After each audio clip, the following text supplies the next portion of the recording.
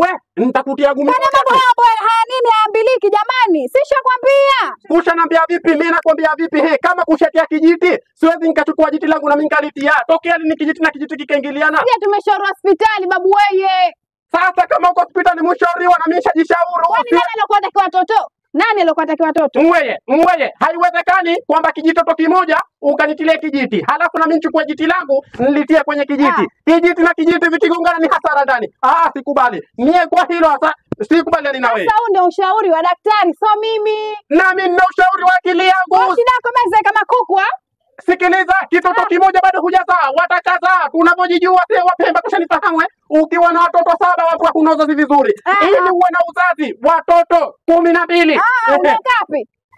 Nini? Unaweka wapi kijumba hichi watoto unaweka wapi wewe? Kule Pemba tuna vijumba vya makuti tutazaliana kama kunguni walioko Sarati. Halafu leo eti tuna jumba la hoteli linaanza hapa mpaka kule. Ati leo hii unizalia kijitoto kimoja. Na wakati nyumbani ili uzae hasa uwe na timu ya mpira na refawe. Messi. Kama wewe si basi sikiliza, cha kufanya ni hichi kitu kimoja tu. Kaa na hilo jitilo na mimi siliti jiti langu kila mmoja. Kila mmoja.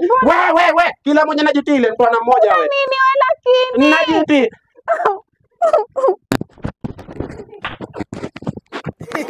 Haya sasa kusharizika. Usipite cha kufanya kwanza ifollow. Wakiona chochote cha kujumlisha hicho, kibonyeze, unifollow, ucomment, ushare na kila kitu ufanye. Usije ukasahau kulike. Mambo mazuri hata kiharaka. Kuna vijidude tele jaja. Haya mfollow jamaa yangu usinipite wewe.